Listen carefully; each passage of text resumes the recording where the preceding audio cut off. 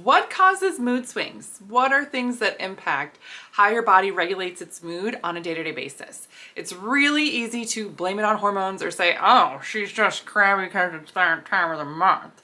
But it's actually a lot more intricate than that, and especially if you're suffering with a lot of PMS issues, PMDD issues, I want to dive into some specific things that you can look at for yourself to see if this is an issue for you. So I'm Dr. Beth Westy, women's health and hormone expert. I'm also author of the books The Female Fat Solution, The Female Menopause Solution. You can find these on Amazon. I am host of the podcast, The Female Health Solution, so you can subscribe to that to stay uploaded, updated, find all the things that I talk about there, as well as subscribe to my YouTube channel. Now, when we talk about hormone things here, this is what I talk about all day, every day, right? Hormones, hormonal things, nutrient things. And this is something that can be really frustrating because with mood swings, oftentimes you feel like you are just thrown aside and something else is driving the bus. You are in the back seat, sometimes hanging onto the bumper until the ride is over. And you don't feel like you're in control of when or where or what your mood swing happens. Oftentimes what I hear from women is like, they're like, yeah, I don't know why I responded like that. I don't know why I got so upset. I don't know why this, that, and the other, right?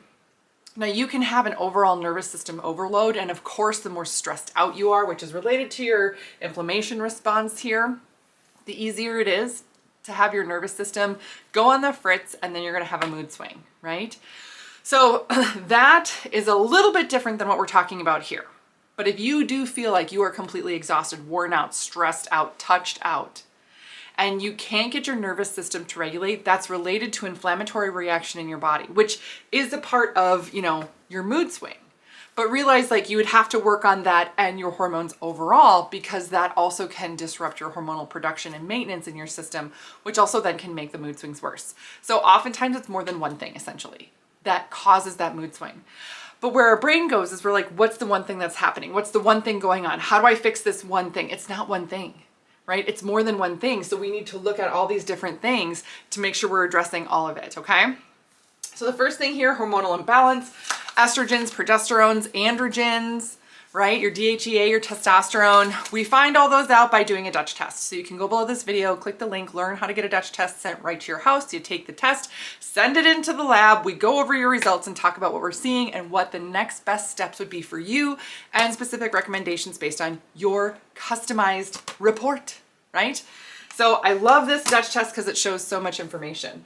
Oftentimes with the hormonal imbalance, we need to work on detoxification in your system. The liver, gut, all that stuff, not functioning well. Maybe your lymphatic system is not draining well. And the thing with hormones is that if your hormones are imbalanced and you're not helping your system detox, it can have a hard time doing it on its own. It gets behind and it has a hard time catching up. Not because you did anything wrong, but because your system just can't keep it going, right?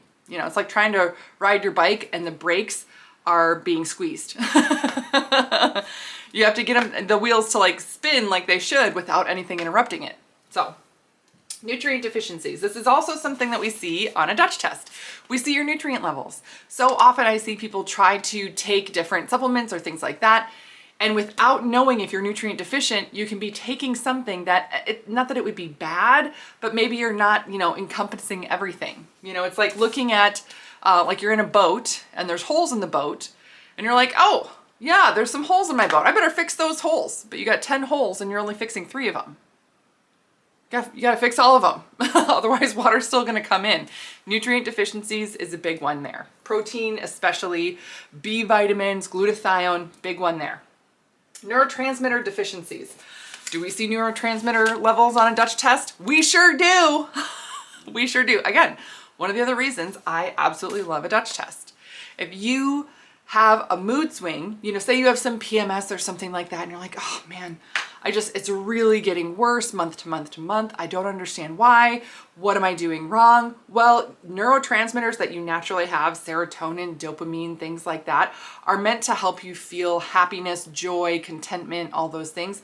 They're sort of like a backup for your other hormonal mood swings that you would have with PMS. So even if you have PMS, dopamine could be a backup for you.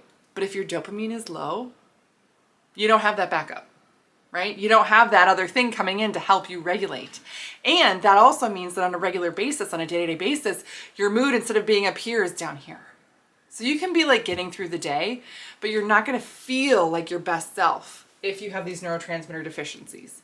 And then the last thing, of course, is that inflammation, which, we do see inflammation markers on the Dutch test. Very key, very important to understand, and that we would target and pinpoint it specifically to make sure that we're taking care of those things for you. So that's what I got for you guys today. Please let me know if you have any other questions, need any other guidance on anything. But again, go below this video, click that link, learn how to get a Dutch test sent right to you where we go over it and then talk about how to help you the best moving forward.